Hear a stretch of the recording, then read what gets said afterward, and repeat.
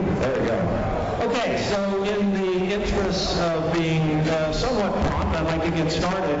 I will not be surprised if we don't have people entering over the next few minutes as people get out of class. So if you come in, find a seat, sit down, make yourselves comfortable and relax. I'd like to welcome you to our final provocative lecture of this semester. This will be our third in our series this semester, and we're scheduled for 3 more.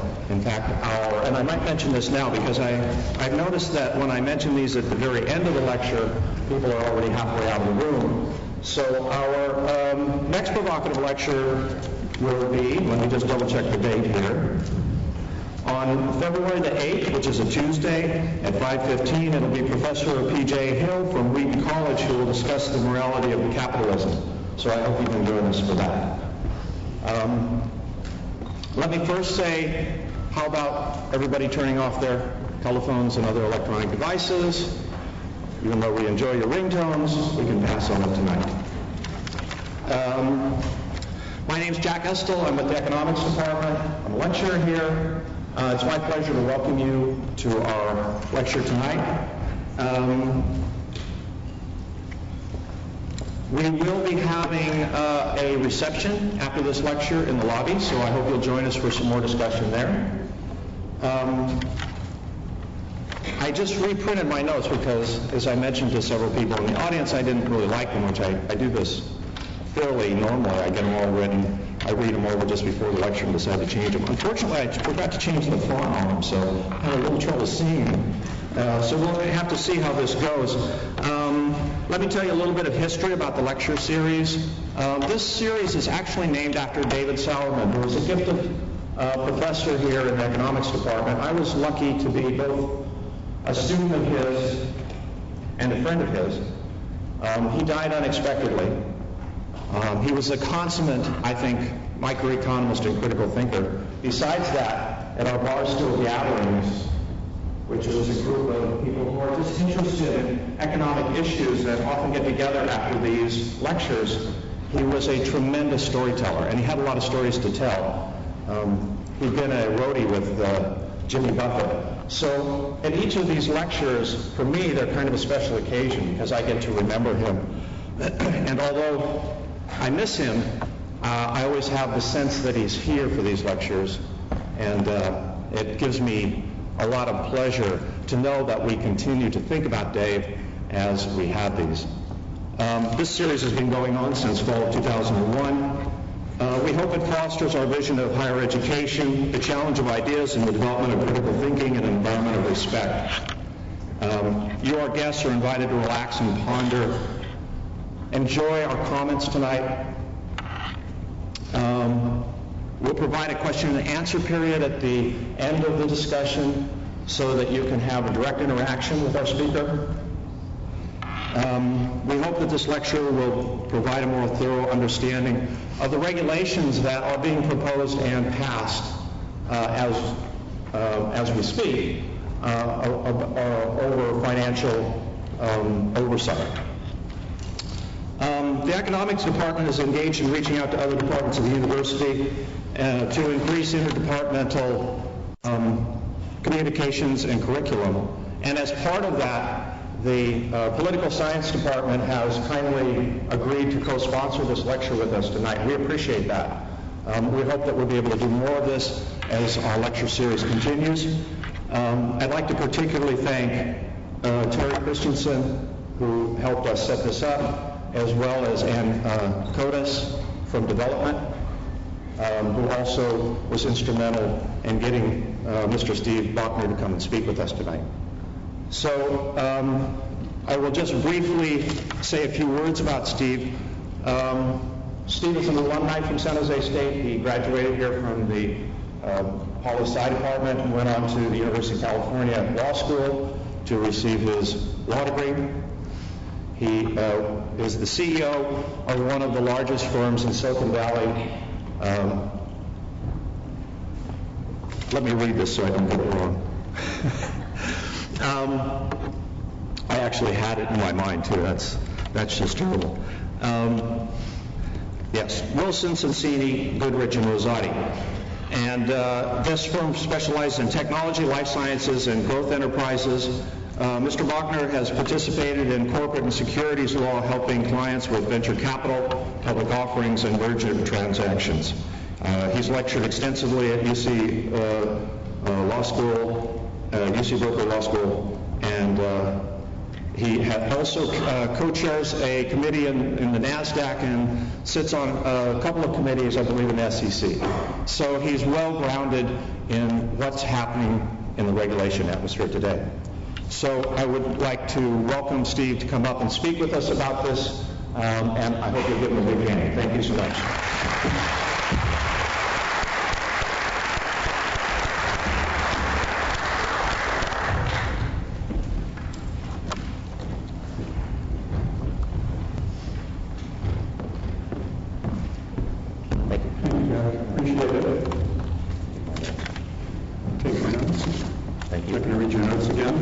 I've done one before. Well, thank you very much. It's great to be back here. You know, it's a little intimidating because I've got a couple of former professors in the crowd, Professor McCraw, Professor Christensen, and even though I've taught law and it's been well over 30 years since I've actually been a student in a classroom, I sort of, whenever I have professors in the audience, I sort of feel like I'm getting graded, so it's kind of a frightening thing.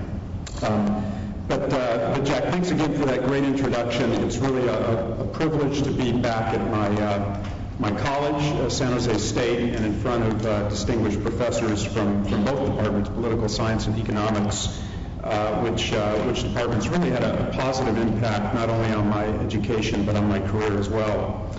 In deciding what to talk about today, I thought I should try to satisfy at least three important criteria.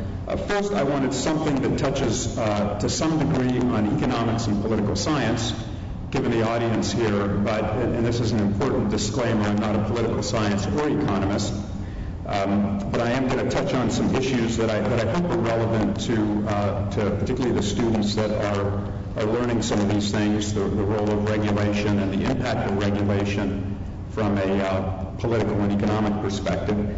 Secondly, I wanted something that this audience could relate to, and I thought that a little bit about Silicon Valley, what's happened over the last decade, and Silicon Valley's future might be relevant. And thirdly, I was mindful of the word provocative. And my field, securities regulation, and the word provocative are not often found in the same sentence. And but I do think some of my remarks will be provocative in certain circles, maybe not in this room. But I think they may be provocative for a couple of reasons. I think first I'm going to suggest that you consider some reforms that are helpful to small business and might have the effect of reducing regulation or easing regulation on businesses. And that's certainly, I think, 180 degrees away from sort of where the winds are blowing, if you will, today. I'm going to talk a little bit about what's going on today. So I'm suggesting something that I think is directionally quite different than the political winds, if you will, given the financial crisis would suggest, and certainly different than what I think our regulators are focused on and what's going on in Congress. Secondly, my suggestions relate to some laws and structures, some of which have been in place since the 1930s.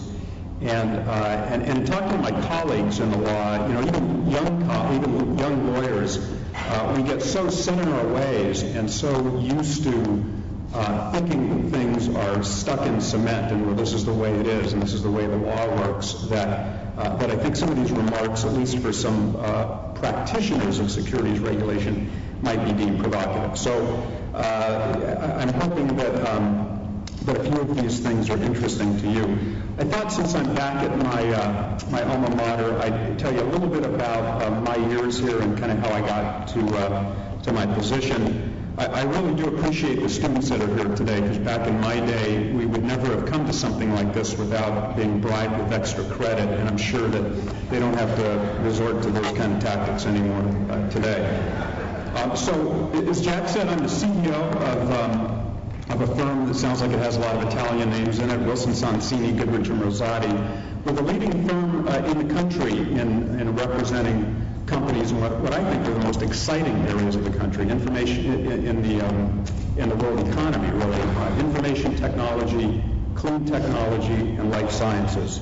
We've got 600 lawyers and 9 offices in the United States and China. And in fact, I'm just back from China. I've spent almost 2 weeks there opening our second international office in Hong Kong. So we've got 2 offices internationally, both in China, and that ought to tell you something about where at least we think the growth opportunities in the businesses we focus on are coming from. Our law firm's the #1 firm in representing startups and VC financings, a leader in initial public offerings. Over the last decade, we've done more IPOs than any law firm in the country by a fair margin, and we've got top practices in mergers, antitrust, securities, IP litigation, tech transactions, and basically we've sort of grown our law firm based on what we think the emerging growth company needs along the various phases of its growth. So that's kind of how we've decided where to grow.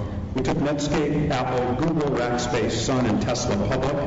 Our firm also represents companies like Genentech, Adobe, Autodesk, NetApp, as well as leading venture capital and investment banking firms like JP Morgan, Sequoia Capital, a leading venture capital firm, and Goldman Sachs.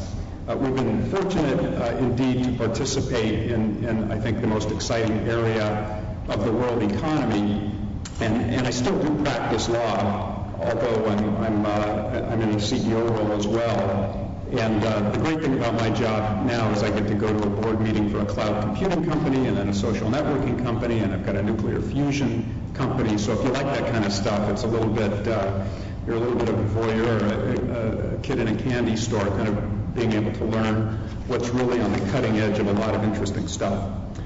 Before becoming CEO, I did practice for 30 years, and my practice is basically what you might call a classic Silicon Valley legal practice: venture capital, IPOs, M&A, governance, and I also spent some time, as Jack indicated, teaching law at Berkeley. I taught a class that I designed and conceived of and designed called Venture Capital and IPO Law, and essentially what I did for the students was sort of make every class a little snapshot in the life of a emerging growth company, from startup to venture financing to IPO. So it was kind of fun to do, because basically I didn't have to prepare. I just kind of got up in front of class and talked about what I do every day. But it was a blast. And so this opportunity is terrific, because I've been going through withdrawals. I've taught my class for 7 years, and when I took on the CEO position, I stopped teaching and handed it off to a partner to teach.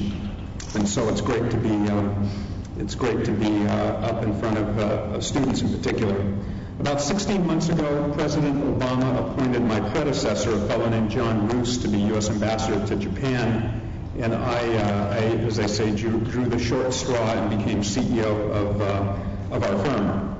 A little bit about me before a little bit more about me before I get into the substance of my lecture. I was born near Chicago, but grew up here in San Jose. My father was a Holocaust survivor born in Poland, and he wanted his 3 sons to be lawyers, doctors, or dentists, not an engineer like himself. And he thought his rationale was that he felt that by being a doctor, a lawyer, or a dentist, you wouldn't have a boss. You know, as an engineer, he sort of felt like he had a boss all the time. And the irony is, I've got 600 lawyers, 180 partners, and they all think they're my boss. So I wanted to be a marine biologist. I started out at San Jose State really thinking that was what I wanted to do, because I love the oceans and I love animals, and I decided maybe around my freshman year that I actually couldn't make a living scuba diving and studying marine environments. So I decided that maybe I'll explore pre-dental. And so I think it was maybe my freshman year, I decided to take a couple of classes here at San Jose State, and the first foray was botany, because I figured how hard could it be studying flowers and plants? And the answer turned out to be really, really hard. With that experience and the emerging realization that to be a dentist, you actually have to spend a lot of time in other people's mouths, I decided maybe it was time to reboot. And I don't know where this idea came from, but maybe it was Professor McGraw. But I took an aptitude test here at San Jose State. I think it was administered here, and I scored the highest in law, which was really a surprise to me. Although I think in the back of my mind I was kind of interested in that, and I think as my mother, who's in the audience here, will attest, I am a little argumentative, so maybe it was just the right thing. So at the end of my sophomore year here at San Jose State, I decided to focus on pre-law, switch my major to political science with an economics minor, and I found these classes to be among the most interesting I'd ever taken. One of my favorite professors was Bill McCraw, who had a huge impact on my love of political philosophy and critical thinking. He was also one of the nicest and most caring professors that I've ever had, and I really owe a lot to San Jose State and Bill for these years. So Bill, there you are. Thank you so much.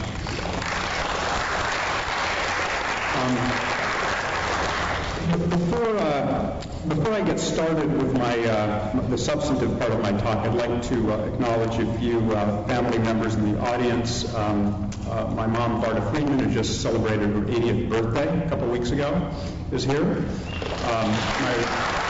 My wife, Michelle Bochner, is here. And my daughter, Sarah Bochner, and her fiance, Justin Arcune, is here. And I think my friend Jim Fletcher is allegedly lurking somewhere back there. During my talk, and since all of you have varied experience in these matters, I may explain a few basic concepts along the way. So if some of these are already quite familiar to you, I hope you'll forgive me.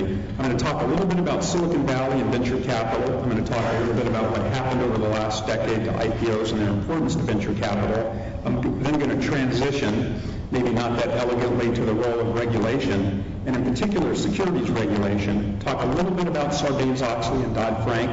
I won't spend a lot of time on that. We can handle that in Q&A if you'd like.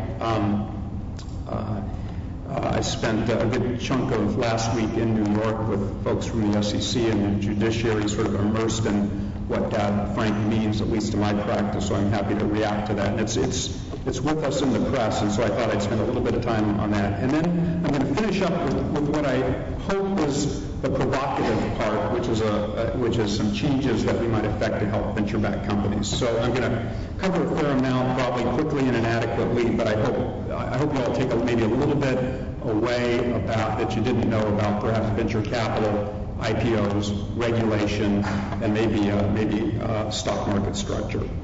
So let's get going. I'd like to start my remarks about Silicon Valley with the observation that Silicon Valley really is still an ecosystem of innovation and capital formation that's unique in the world.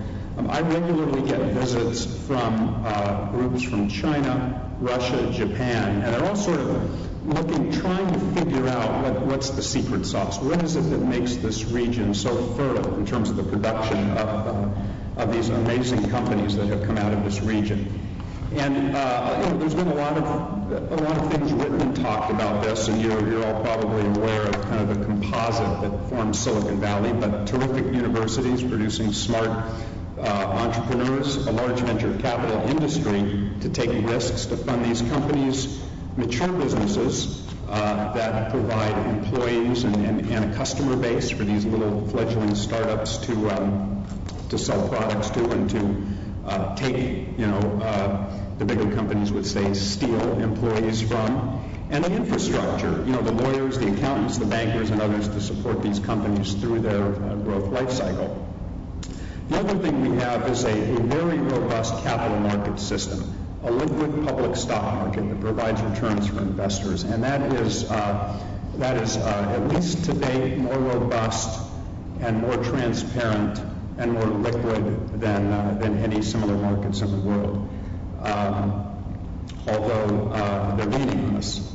The unique attributes of our region attract entrepreneurs, some of the best and brightest from other parts of the U.S. and other countries, and sort of feeds on itself. And so this ecosystem has all of these components. But like any ecosystem, a deterioration in one or more of the components of the ecosystem can result in problems with the ecosystem as a whole.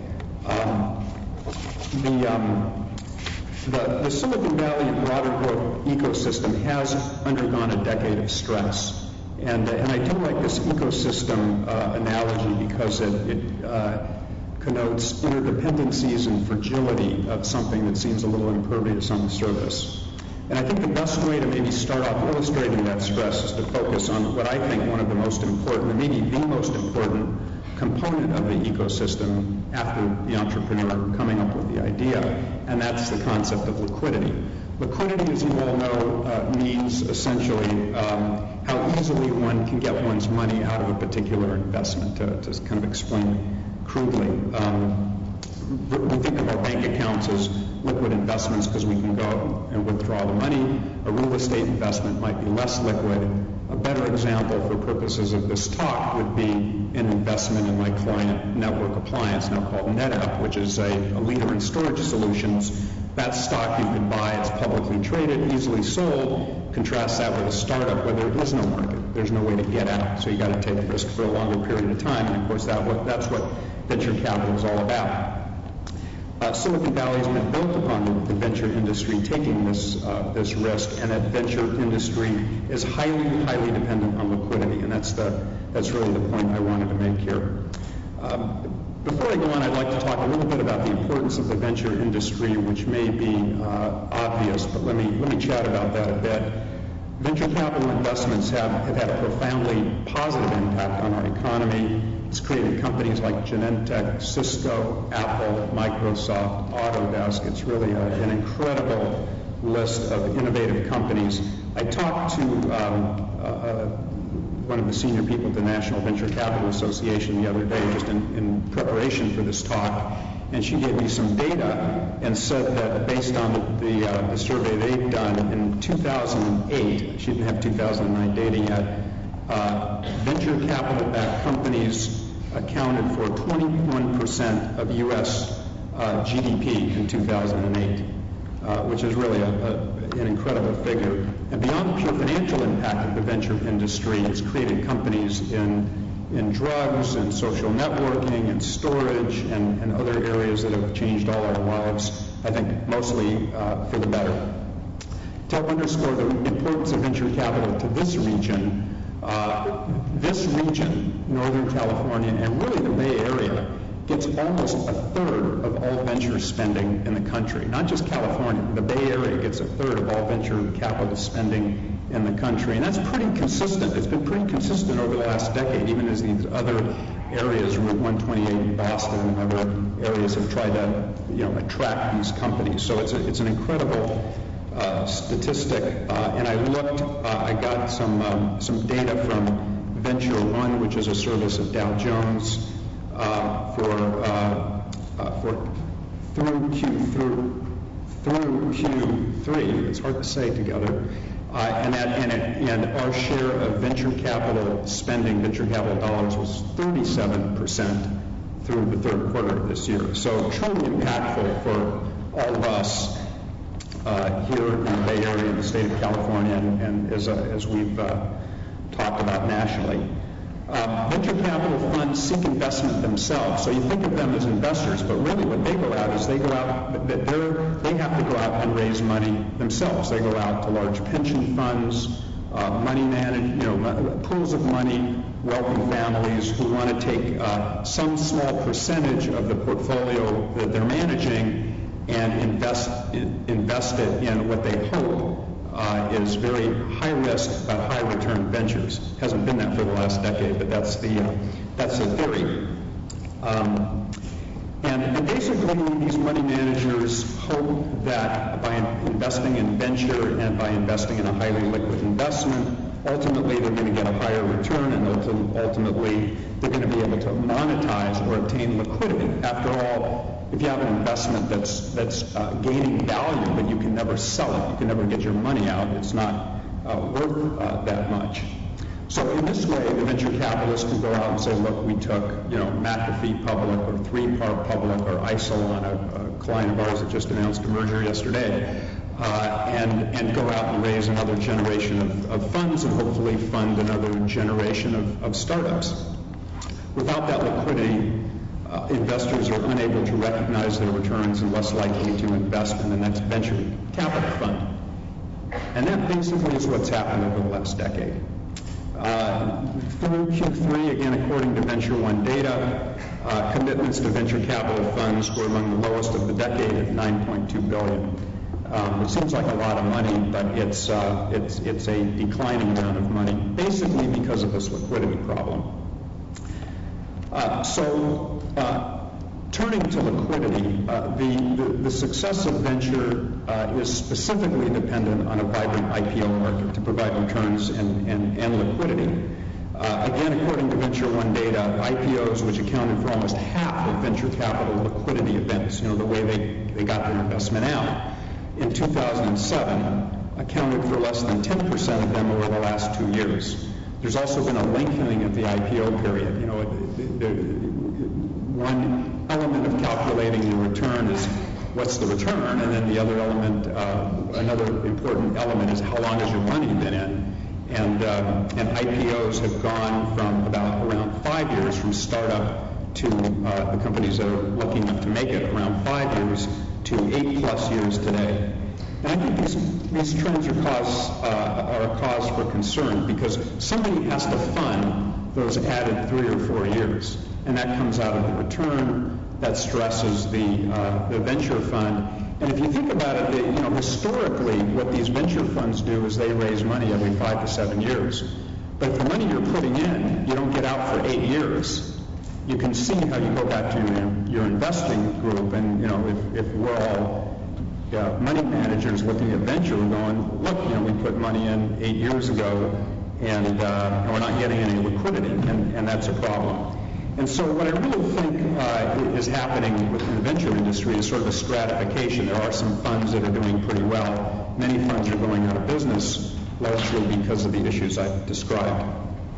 In addition to that, IPOs are job creation events, while mergers, which is the other way that venture capital funds get liquidity, are job reduction events, usually. And these layoffs are politely called merger synergies by business development executives. When you ever hear the term merger synergies, they're probably talking about laying people off, because that's how many of these mergers work. You take 2 pools of revenue, you reduce expenses, and hopefully you get a more profitable, interesting asset. I'm also fond of saying that IPOs allow entrepreneurs to be masters of their own destiny, while mergers depend upon the kindness of strangers, in this case the acquiring company. You've got to have an acquiring company decide to acquire you, whereas if you shoot for an IPO, it's something that you can do on your own. So why have the problems in the venture industry occurred? Are they long-term problems or just the result of a tough economic period? I mean, after all, it's been a pretty lousy decade. We had the dot-com crash. Earlier in the decade, we just went through the worst financial crisis of our lifetime. So, is this just a short-term thing? I think that we probably have gone through a period that's going to be worse than normal, but I think many of the problems I described are also long-term problems and not solved, even as we currently are seeing a little bit of an IPO window occurring and some companies filing and getting out. And indeed, I think this year will go down as a significantly better IPO year than last year, but way off historic records for IPOs. So most experts believe that the liquidity and return problems are the result of the confluence of several factors. Financial scandals created mistrust that spawned increased regulation, and that increased regulation has increased compliance costs and the maturity required to be a public company. So that's what I was talking about when I said it's gone from 5 years to 8 years. If you have more regulation and you got to spend more money to comply with increased regulation, you got to have more revenue so you can hire people to comply with the regulation. It only makes sense that you're building up more infrastructure, and you got to be a bigger company before you're ready to go.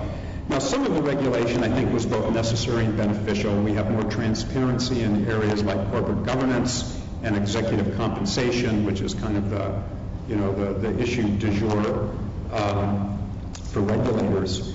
I also think other things responsible for the liquidity issues we're experiencing are a more discerning institutional investor base who are wary of IPOs. They've been burned during the dot-com crisis. They feel burned during the financial regulatory mess, and so I think you've got a more discerning institutional investor base.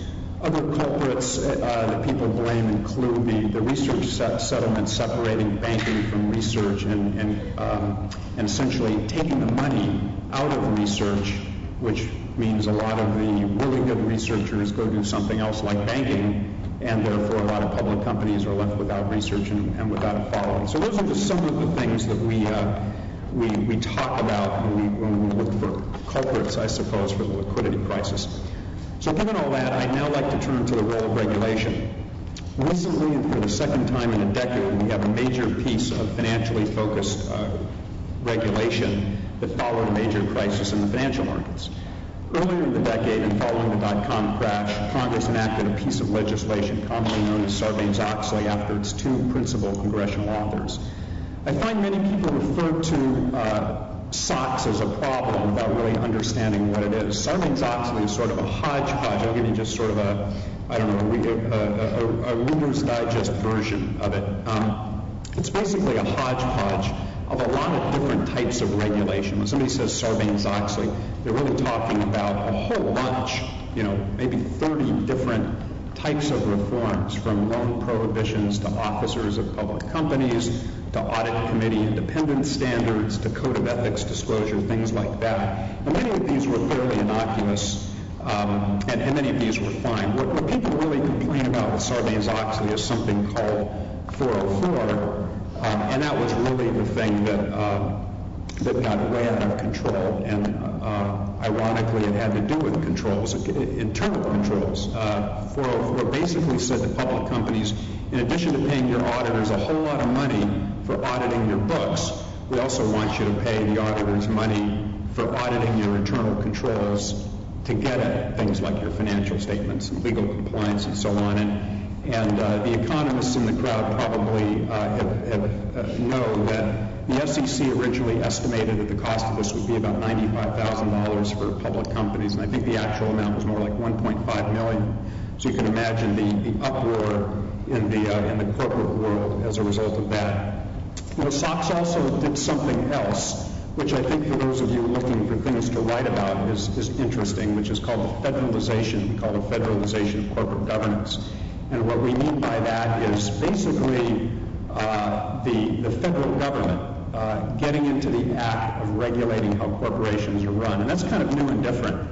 Historically, when I was in law school, basically the way that we thought about the set of laws dealing with how corporations govern themselves come from states. California has a corporations code. Delaware has a corporation statute. And it also comes from the listing standards of the New York Stock Exchange and NASDAQ as a condition for letting you list on their exchange. You have to agree to certain things about what you will do for shareholders and what kind of information you're going to give them and what kind of votes you're going to give them. So I think that's a very interesting trend. As a result of the most recent financial crisis, Congress enacted another piece of sweeping regulation, also with two names, Dodd-Frank, again after the congressional authors.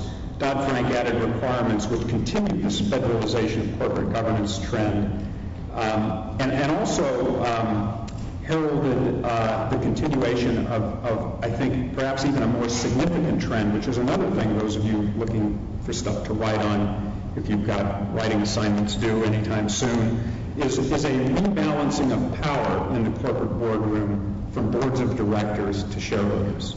When I was in law school, we thought boards of directors, basically independent directors, if you've got them, make decisions about how the corporations run and essentially, act as fiduciaries for the stockholders. And stockholders essentially vote on who the directors are in really fundamental kinds of things, like should we get acquired. Well, today, shareholders, and as a result of Dodd-Frank, as well as shareholder activism, you're seeing shareholders of public companies get involved in a whole lot of other stuff you never used to think that was the domain of shareholders. What should executives be paid? An advisory vote on shareholder pay? Should the companies have an option plan? Those kinds of things. Should they have anti-takeover devices? All of these things sound rational in the abstract, all of these kinds of regulations, but they can also be kind of a death by a thousand cuts thing. because they all have hidden and unknown costs. And I think 404, the reason I mentioned that piece of regulation is I think that's an example of well-intended regulation that can have really bad, costly results if the economic impact is not really understood. Lots of different types of regulation obviously can affect business, from immigration policy to government investment programs and the like. I'm going to focus in a moment on some observations and ideas in my area, the securities regulation. But let me talk a little bit about kind of fundamentally what that is. Securities regulation is a set of laws that govern how markets work and regulate the issuance and trading of securities. And securities regulation essentially is a balancing act. And I think all good regulation is sort of a balancing act. And the balancing act is letting free markets work and companies raise money and companies do what they do, which is develop and sell products, versus, in the case of securities regulation, protecting investors. You can protect all of our investors by simply shutting down commerce, but that ain't going to work. So you've got to have a balance between those two things. Politicians, political scientists, and economists often debate and study the correct balance to strike, and I think it's a difficult thing to do from a regulatory point of view. So up until this point, I've talked a lot about problems. I haven't talked a lot about solutions. So let me now work my way towards that. A significant rollback in regulation is highly, highly unlikely. I started out telling you that we're headed the other way with agencies like the Securities and Exchange Commission, which is the federal regulatory agency that basically regulates my main area of practice, undertaking or rulemaking under this Dodd-Frank legislation on a gargantuan scale, the largest rulemaking, I'm told, in SEC history. So rolling back regulation is sort of way down the line to help businesses, way down the line on the agenda, I think, certainly at the SEC. And like I said, I spent a good chunk of last week talking about this in New York, and I can tell you that is what our regulators are focused on, because that's what Congress told them to be focused on. So at least in the short term, solutions must be directed at taking a look at existing regulation to see if they're outdated or don't strike the correct capital markets investor protection balance. The securities law statutes were enacted in 1933 and 1934, with rules being made between then and now, and many of them were conceived in the pre-internet, paper-based dissemination world. If you think about how information flowed in 1940, we didn't have the internet, and we didn't have this flurry of information, and yet the rules were really carefully designed essentially to regulate the flow of paper, oral communications in paper. And so you can see why some of those rules, many of which are still in place today, and the structures of which are still in place today, don't work well in this internet-enabled, instant access to information world. Now, I don't want to say the SEC hasn't been responsive. I think actually I've got a lot of respect for the agency. There's a lot of really smart people that work there. But essentially what's going on is I'll call it the Bernie Madoff hangover. Nobody wants another Bernie Madoff scenario, and I think that is more in mind than helping, mom and pop grocery store on the corner do business. And, that's understandable given the crisis we've just been through.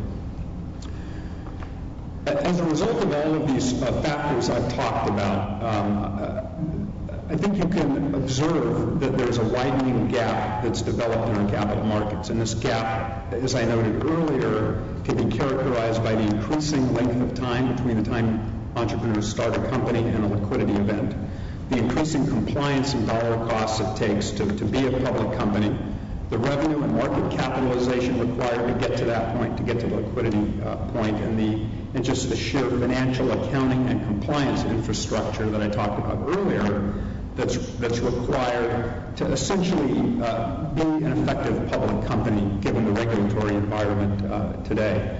Another factor, I think, is that's led to a decline in U.S. listings, and I really realize this when I'm overseas talking to investors over there in China. In particular, I've gotten mine because that's where I was most recently.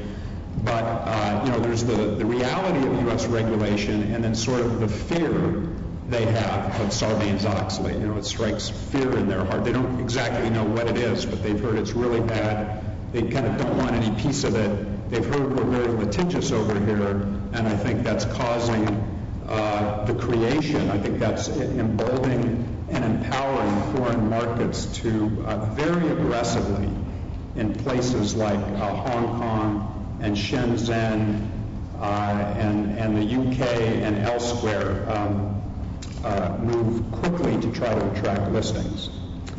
I also noted earlier the multifaceted nature of this problem, which is creating these capital raising and liquidity challenges and impairing, I think, the attractiveness of venture capital as an asset class. I had a pretty well-known venture capitalist actually make what I thought was a bit of a bizarre statement, but a scary statement. He said, I think this he made 6 months ago, he said, I don't think venture capital is an asset class anymore. He said, I think people look at it, liquidity's gotten so bad that I think people will invest in particular funds, but if they can't get into those funds, it's not like they're going to allocate a certain percentage to venture. He thought it got that bad. That may be a bit of an overreaction, but it was interesting to hear somebody in the business say that. So we are competing on a global basis for listings, and I think if we don't provide a solution to these real and perceived problems, I think these foreign markets I talked about are going to become increasingly viable. Hasn't happened yet. I think what I have seen, and our firm represents a number of companies in China, in the PRC, looking to the U.S., and I think the U.S. is still the gold standard. That's where they want to be. They want to list on NASDAQ and the New York Stock Exchange. But they're all looking at these other markets, Hong Kong, Shenzhen, marketing to them. And so I think we were up here, and I think the other markets, we've maybe come down in their eyes, and the other markets have come up. So I think it really threatens our preeminence as the most robust and liquid and coveted capital markets in the world. And I've noticed this. Jack was nice enough to mention that I chair a body of NASDAQ called the NASDAQ Listing Council, which helps set governance reform and other listing standards. And I've seen NASDAQ listings decline over the decade, and also the number of Chinese companies as a percentage of listings increase over the decade. As much as at risk, and therefore I think everything should be on the table, including examining the efficacy of existing regulation and concepts of market structure. Let me talk a little bit about market structure now. Market structure is, I suppose, a fancy-sounding term used to describe how markets are organized.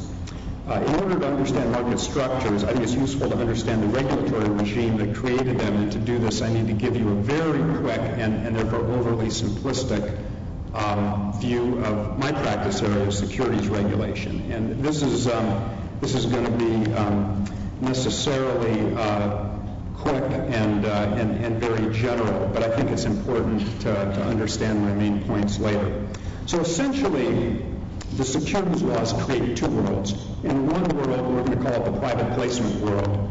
Companies can sell stock to investors without a whole lot of compliance costs because the creators of the statute back in 1933 and the promulgators of the rules since then have determined that certain types of investors don't need full protection. Who are they? Wealthy people, maybe, who can bear the risk, really smart people who are sophisticated investors, and that's basically how private placements work.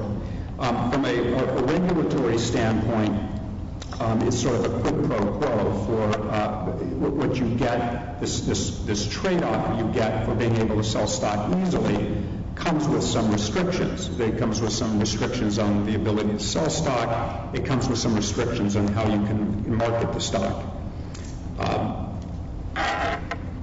And this is how most private offerings are accomplished. Venture financings are done in that world. Quickly, not a lot of compliance costs, the stock's restricted, you can't sell it, you got to meet certain characteristics, and that's that world.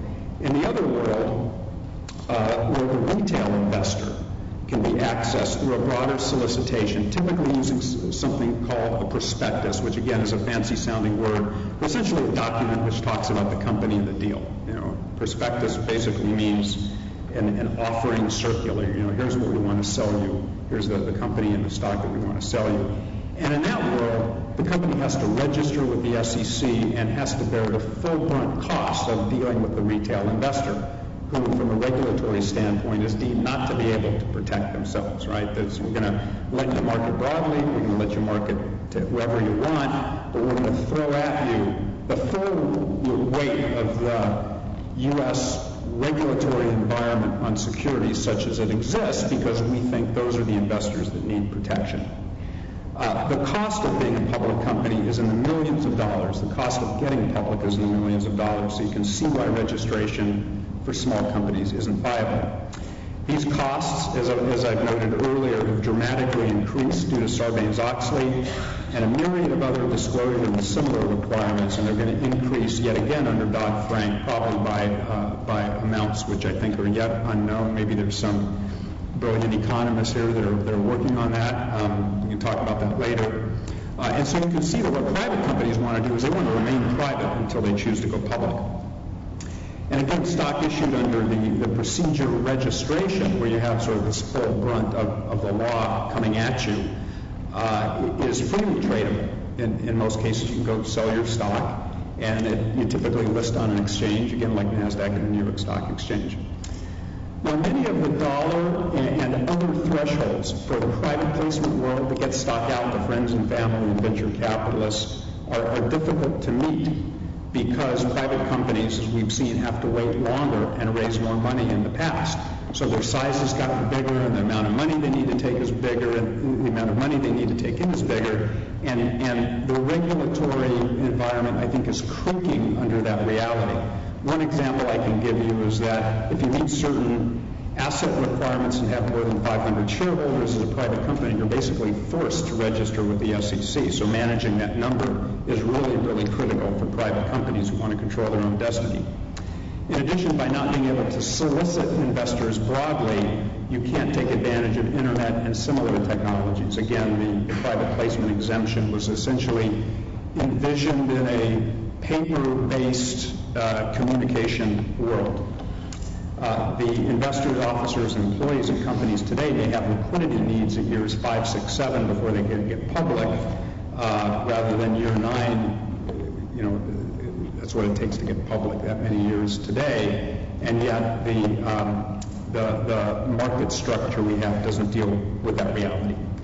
So to recap, our market structure in the United States can be described at a high level as bifurcated into these two arenas. The limited private placement world with the thresholds and requirements that are more problematic than they were 10 plus years ago when companies were smaller and could get public earlier. In the full-blown public company world, where the company is subject to a significant and growing compliance regime and attendant costs. Now, I indicated my explanation was overly simplistic, and it is, for example, as a result of recommendations that the SEC Advisory Committee I was on made to the SEC in 2006. Smaller companies are provided certain accommodations, and in addition, there's things like the pink sheets where you have some trading going on for private companies, but these are generally not considered a mainstream or desirable place to be. But despite these points, I think my explanation still makes the case that there's a widening cost, compliance, and size chasm between the public and private world that may not adequately be addressed by an act that came into existence in 1933. So the question I want to now pose, kind of winding my way to the main point here, is there a place in our capital markets for a new structure that can provide enhanced capital raising and liquidity for private companies without impairing investor protection as part of the solution? A policy level way of asking the same question is whether the regulatory balance I described earlier between the investor protection mandate and the need to let the markets work and let companies develop in an entrepreneurial way needs to be re-examined in light of the changed conditions that I've described during the course of this talk. As one possible solution, I'd like to describe for you a concept of a new type of market structure, as well as some rule changes that would need to be made to bring such a market into existence. The new equity market would fill the existing gap between the private placement world and the public reporting full-blown Sarbanes-Oxley 1934 Act compliant arena. The new market structure or exchange would facilitate capital raising and liquidity among pre-public companies and seek to eliminate any impetus to list prematurely on foreign markets in order to raise capital or obtain liquidity for investors, employees, and other stakeholders. The new market would ideally be regulated by the SEC and would require certain investor information and governance standards to be met as a condition to listing, albeit not as strict and not as costly as the full-blown public registered exchange, on the theory that investors investing in that market would also meet certain accreditation standards. And this concept is similar to the exemptive scheme that I described in the private placement world. You have scaled regulation based on need, and I've sort of described two worlds that are kind of moving apart, and maybe we should re-examine it and have more of a scaled approach than just sort of two polar opposite concepts in terms of market structure. Now, this idea isn't new. It's been tried in the past, but existing regulatory constraints have been a significant factor in their lack of success. You might have heard of things like Goldman True and AngelNet, and there's similar types of markets that have popped up like this. And the interesting thing about this is I think only a handful of regulatory changes would really need to be made to pave the way for the creation of such a market. I first introduced these proposed changes at the SEC's Government Business Forum on Small Business Capital Formation in Washington, D.C. in November 2008, and they were subsequently adopted as recommendations by essentially a group of private investors and entrepreneurs and lawyers that day. So some of these are actually formal recommendations to the SEC, but as I've said, this is not the environment to be taking your foot off the regulatory gas pedal, it seems. Some of these concepts were also included as recommendations of our SEC Advisory Committee that I referred to earlier. Another interesting development that you might have heard about in this area are the recent phenomena of markets like Second Market and SharePost. You might have heard of these. They're marketplaces, essentially bulletin boards or posting sites for private shares that have kind of taken advantage of, in an entrepreneurial way, of the need for private companies to obtain liquidity as employees. You can imagine engineers at years 4, 5, 6, 7, your spouse wants a home, your spouse wants a new car. I mean, 8, 9 years is a long time to wait, and so these markets have sort of popped up in an entrepreneurial way, and they'll actually trade companies like Twitter and Facebook on occasion. And I think what this does is it sort of makes the point that I was making that although I think it should be done in a measured, regulated, discernible, specific way, these sort of have popped up to fill a need and are largely unregulated markets. By the way, these markets are creating major issues for private companies because they're impacting employee stock valuations. The boards of directors are issuing options at one price, and yet there's a trading market out there at another price, and how do you equate the two? There are also this 500 shareholder limit. If you're really successful in trading and the trading gets out of hand, if you get over 500 shareholders, you're forced to go public. So that is a scary thing for a private company. And there's other issues like lack of mandated information and other issues. And these markets are credible.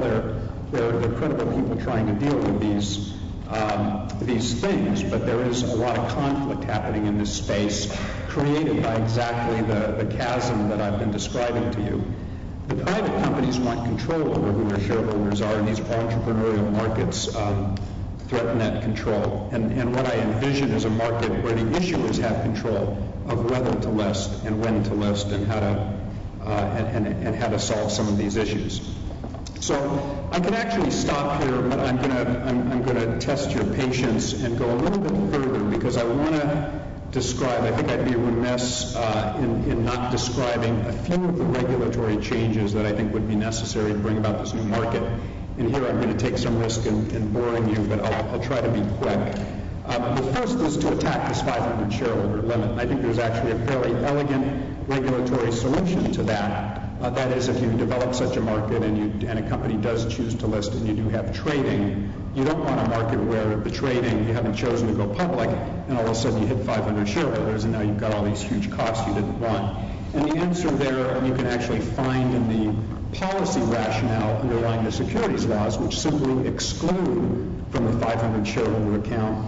Investors you have already determined under other rules don't require protection. So today, you include in the 500 shareholder account venture capital investors. You've already determined from a regulatory point of view that venture capitalists don't really need registration level protection. Why is it that they're included in the count? So I think that would be a neat solution to the problem. Another one would be simply raise a limit that's been around since the 1930s in recognition of changed conditions. The second thing I think would need to be done to really create a robust middle market would be to proceed and expand upon concepts in an SEC release, which is still a proposal and something, again, that our SEC Advisory Committee recommended, which is to permit general solicitation, basically enabling the use of the internet to match investors and companies, but done in a dignified way, provided the ultimate purchaser meets certain accreditation standards. Today, the way the law works is you sort of focus on how it's offered, and the law doesn't permit it to be offered in a certain way. And I think if you focused, much as the proposal, much as we suggested in the SEC release, and the SEC proposal proposes to do, you focused on the caliber and quality of the ultimate purchaser who you're trying to protect. I think that would allow companies to access investors in a much more efficient way, maybe an e-harmony for investors, if you will. Today, to really raise capital, you got to, knock on doors on Sand Hill Road. I mean, we do it the old-fashioned way, largely because, and some of that won't go away. Private companies want to control who their investors are, but it's a very inefficient thing. And the SEC has permitted this by exception in limited circumstances through a process called a no-action letter. And I'd limit, by the way, I wouldn't, if I were king of this new market, I wouldn't allow TV advertising. I wouldn't allow the sham wow guy to be, selling stocks on late night TV. It'd be done in a very dignified way, much the way that IPOs are marketed today. And lastly, I'd extend an SEC rule that eliminates a holding period for investors, because if you buy stock on a market, you don't want to necessarily hold it, as long as, again, the investors that you were selling to met certain qualification requirements. There's a number of other legal and non-legal considerations that would need to be addressed in designing such a new market, such as preemption of state securities laws, essentially what's the role of the states in all of this, sponsorship by respected investment banking firms to ensure quality control, listing and corporate governance requirements for the new market. Actually, those were separate things. We also need to come up with listing requirements and governance standards, I think, for companies listing on the new market. Equity research, trading considerations, investor processes, market-making activities, stuff beyond my pay grade that I think is solvable. Market competitive forces and relevant experts in these areas will need to address these issues. I do know that there are very credible market participants that are really interested in creating this market. If these regulatory hurdles go away, there are groups that would like to do this beyond the entrepreneurial ones that I mentioned that have sort of sprung up. And what I like about this idea is even if this new market doesn't have legs, it doesn't make sense, we build it and they don't come. It just doesn't make sense for institutional investors. The regulatory changes I proposed make sense in and of themselves and would help small businesses deal with rules that I think in many cases don't fit well in today's environment. There are other examples of regulation that should be revisited, including the way public companies report information and the sheer size of disclosure documents, but I'm going to leave that for another day. Thanks so much for coming today. That ends my remarks. We're close to Thanksgiving, so I wish you all a great holiday season and a really successful 2011. Thanks a lot.